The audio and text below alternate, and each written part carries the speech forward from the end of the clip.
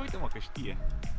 Și în ultimul episod din Samothraki, peripețiile s-au ținut lanț. Ne-am dat duhul pedalând, ne-am etalat antitalentul pe supuri, ne-am scăpat cu viață și multă voie bună, am atins cerul și am încercat să ne împrietenim cu caprele. Aparent, am rămas doar cu încercatul.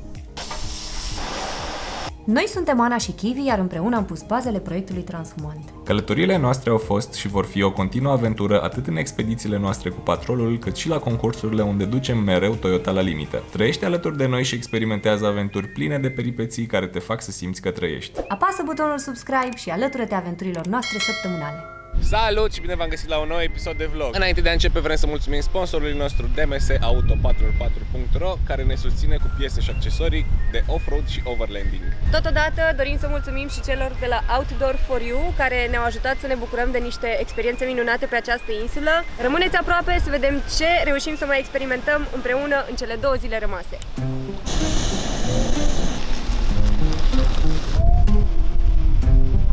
Ne aflăm pe plaja Saoki, unde am campat încă de aseară. Nu suntem departe de locul special amenajat. Aici, aparent, nu are nimeni treabă cu tine, unde te lochezi, atât doar nu ai voie să faci focul nicăieri pe această insulă. Oricum, nici nu făceam așa ceva, pentru că suntem la butelie. Dimineața a fost minunat, răsăritul, toată lumea a venit să-și se poziționase aici, era superb. Superb. Ieri dimineața a fost puțin înnorat, nu a fost atât de special, dar astăzi chiar mi-a plăcut.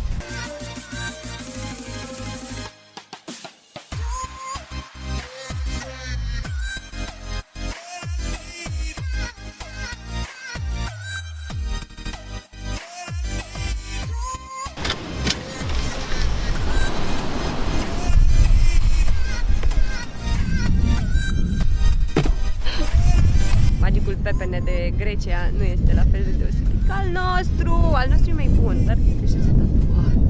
Ne apucăm acum de strâns cortul pentru că vom lua bicicletele și vom face o mică plimbărică până în port, unde probabil vom și mânca ceva.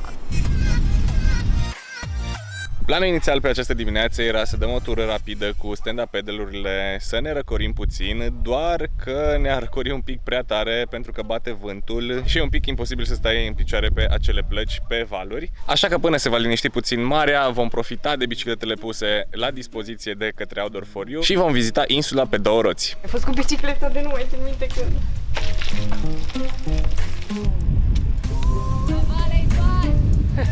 Mi piace bicicleta. Mă simt ca un copil, mi-aduce aminte de copilărie. Ce vrei dacă te entuziasmată? Până în port sunt aproximativ 12 km, deci cam, nu știu, m-am uitat de foarte mult timp cu bicicleta, dar bănuiesc că în 15-20 de minute ar trebui să ajungem. Hai, no! Iubita mea a reușit să facă să-i sară lanțul. Ia uite-mă că știe. Nu i-a sărit niciodată lanțul.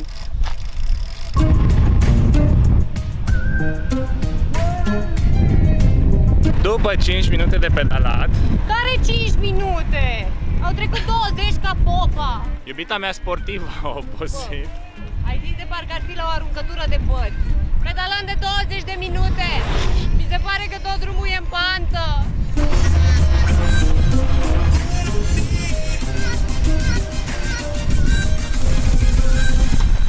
Vă ziceam vouă că 15-20 de minute o să ajungem. Nu știu, cred că am făcut 25 de minute. Pedalat destul de alert. Se vede pe mine că sunt obosită? Deci eu am tendința să exagerez de obicei și am zis, hai să zic 25 de minute sau cât am făcut. Nu, că a zis 15-20, mi s-a părut că am făcut mai mult. Am făcut exact 34 de... 34? 37 de minute am pedalat. Și acum ghiciți ce? Doi înapoi. Ia să vedem, scoatem 20 pe întoarcere. Când am fost în episodul trecut pe plaja Pachiamos, când mergeam încolo cu mașina, am văzut niște localuri tare drăguțe, exact în buza mării. Și atunci i-am zis lui Kiwi, zic, mă duce aici. Da, iubita mea, cum să nu? Și acum am pedalat mai bine de jumătate de drum. M-a apucat și o mică, cum zice, criză din asta de mi-a scăzut glicemia, pentru că n-am mâncat de dimineață și este ora prânzului și atunci ghiciți unde ne-am oprit. partea cea mai frumoasă este că la orice terasă alegi să mergi, îți aduc apă rece și proaspete. E gratis. Și gratis. Nu știu ce e aici, e ceva portocală? Pentru că mie îmi plac foarte mult fructele de mare, am zis că dacă tot venim pe malul Mării Egee, să încercăm și puiul de aici. Iar eu, pentru că țin foarte mult la silueta mea și nu mănânc niciodată foarte gras sau grăsime animală, m-am gândit să-mi iau niște bucățele de capră prăjite. Îți scumpă. Asta e pentru tine, adică m-am gândit la tine, nu știu de ce, am impresia că ți-ar plăcea super mult capra asta a mea. Ce am mai observat aici este faptul că deserturile la ei sunt foarte, foarte mici, dar bogate din punct de vedere caloric, aleluia. Și într-adevăr foarte bune, exact cât trebuie. Am terminat cu bicicletele de tot. Se vede pe noi că au terminat și ele cu Hai, noi. nu. Ultima pantă m-a rupt. Mergem să facem niște cumpărături, pentru că de seară va trebui să încropim noi ceva de mâncare. Nu mai avem bani, suntem săraci. Dar o să fim într-o zonă în care nu avem unde să mâncăm. După cumpărături, la apă! Trebuie să vedem puțin ce găsim la alimentar, că era destul de sărăcăcioasă, adică nu știu ce aș putea face. Am căutat ouă, că voiam pentru micul dejun, dar nu am găsit asta ieri. Vedem acum. Cum ne-o fi norocul? Și pentru că mie îmi place să o comit de cele mai multe ori și să fac câte ceva ca să fie mai interesant. Sau mai costisitor. Sau mai costisitor. Am rupt microfonul.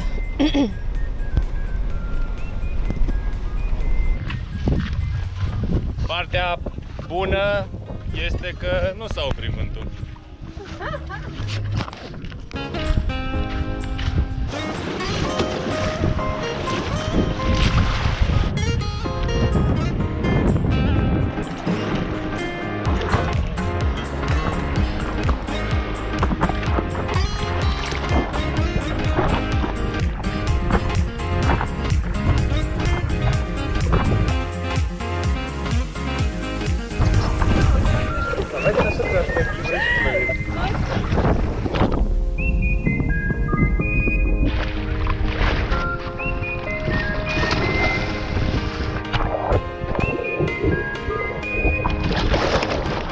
Și am bifat și supurile și spunem doar că le-am bifat pentru că nu ne-am bucurat tocmai de ele, pentru că bate vântul și erau valuri și nu este tocmai fan cu supul pe valuri. Și nu este fan nici sare în nas. Ne-am schimbat și vom merge să căutăm un loc de campare pentru ultima seară petrecută pe insulă. Dacă aseară am campat pe plajă, regula nescrisă spune că trebuie să campăm pe munte.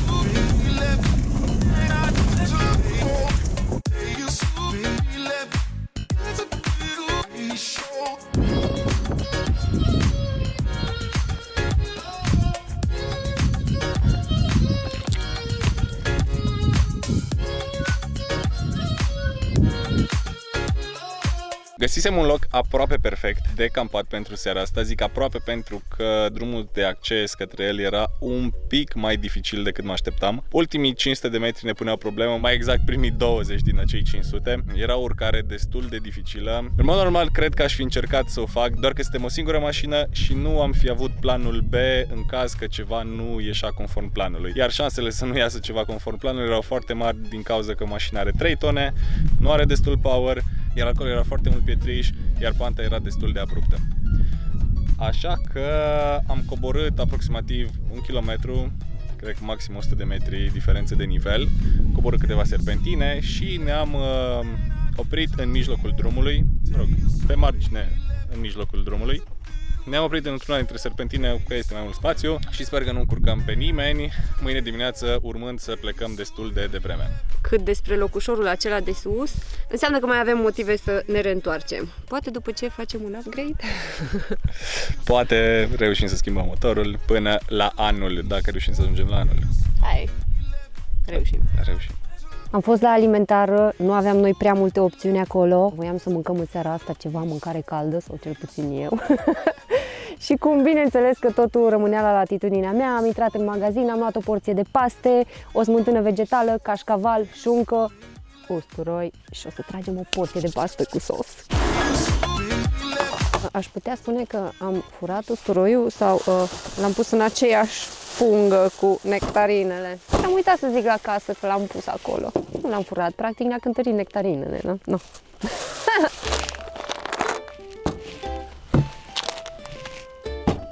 Nu am eu o oală suficient de mare, pentru că n-am plecat chitită să gătim, dar sunt convinsă că ne descurcăm cu tot ce avem în mașină.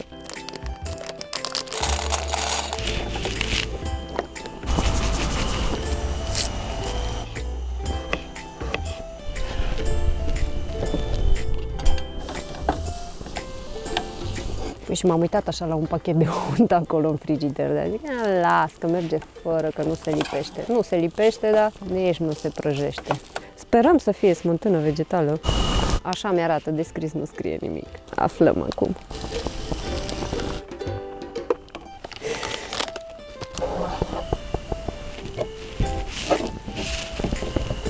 Am înjumătățit porția de paste, pun jumătate de sos acolo și restul pastelor aici.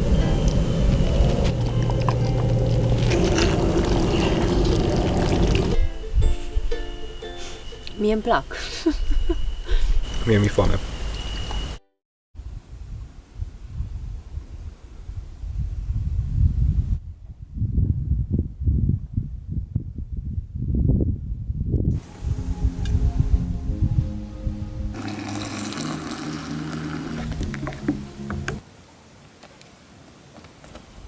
Aici.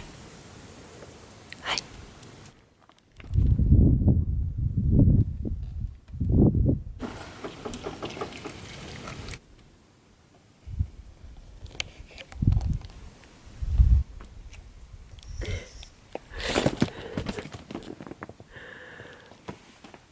Au!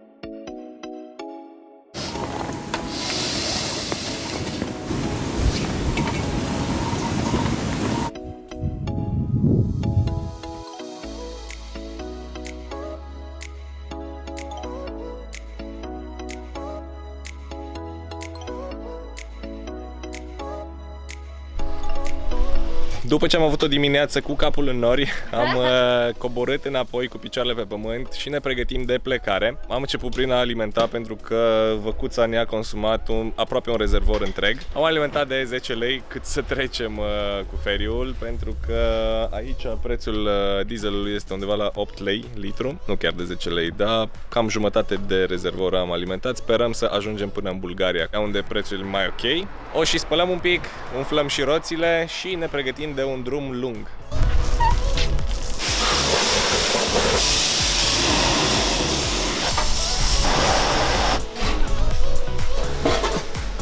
Și iată că ne-am întors pe Pakia Amos, singura plajă cu nisip din Samothraki, deși, mult spus, nisip este un pietriș un pic mai fin. Ne-am întors pentru a face ultima baie pe insulă și pentru a trage câteva concluzii în urma acestei expediții. Vom începe cu pagubele acestei expediții. După cum ați văzut în primul episod, n-am ajuns încă în Samothraki când am rămas fără ambreiaj. Mă rog, aproape am rămas fără ambreiaj, încă reușeam să mișcăm mașina, deci pagubele ar fi un kit de ambreiaj. În episodul 2, în timp ce făceam puțin off-road, am îndoit portiera dreapta, foarte puțin, și am rupt pragul de pe dreapta, plus mici zgârieturi care ies la polish. sunt trecute de vopsea. Dacă după expediția din Georgia am rămas cu o mică fisură în parbriz, acea fisură s-a mai mărit un pic, dar tot nu schimbăm parbrizul încă. Așteptăm să crape de tot. Cât timp se mai poate vedea prin parbriz, nu-l schimbăm. Tot înainte de plecare, deci practic nu în timpul expediției, ni s-a dus și pompa de la rezervorul de apă, așa că am rămas fără apă curentă. Cam acestea au fost pagubele. Nici expediția nu a fost foarte lungă, practic a durat 7-8 zile. Înainte de a pleca în această expediție am reușit să schimbăm arcurile mașinii, punând arcuri cu încărcare, păstrând înălțarea arcurilor de plus 5, dar punând arcuri cu o încărcare de 50-100 de kg pe față și 200-400 de kg pe spate. Mașina devenind mult mai stabilă și suntem foarte fericiți că am făcut această schimbare. Mulțumim DMS Auto. Tot un feedback pozitiv avem și pentru jante, care ne-au chinuit atâta în Georgia și au spălat păcatele acum pe insulă, pentru că am întâlnit un relief destul de stâncos și am fost constant cu un 0,6-0,7 în ele, iar la cele câteva sesiuni de off-road și-au făcut treaba cu brio, a reușit să le și zgâriem, deci a fost un pic mai hard decât am fi planificat, dar nu am dejantat.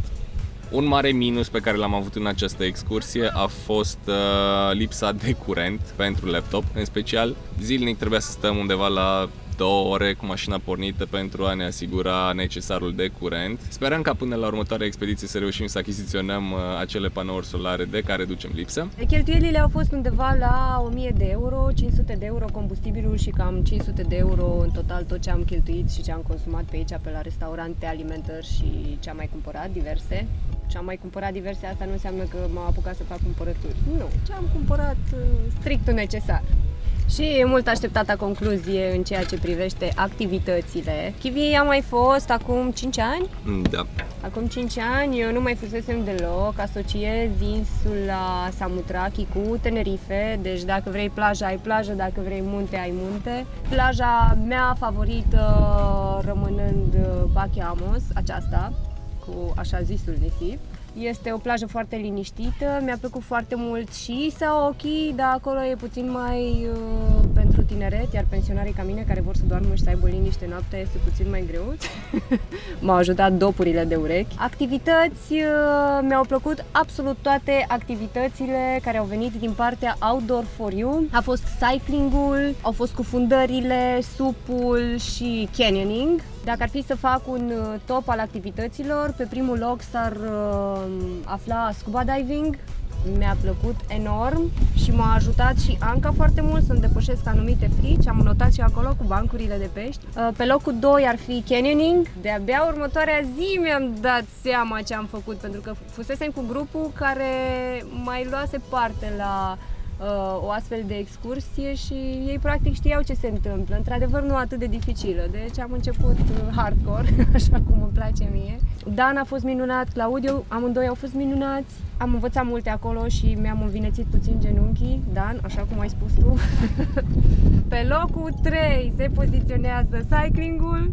Tura făcută cu Kivi chiar ieri, unde mi-am dat duhul, dar mi-a plăcut la nebunie. Mi-a plăcut la nebunie pentru că ne-am și antrenat oarecum. Prea mult cardio totuși pentru cât pot eu duce. Deci a fost mult peste așteptările mele, absolut toate activitățile. Pentru asta mulțumesc tare mult Outdoor for You. Îi puteți contacta și ei anual organizează câte 2 sau 3...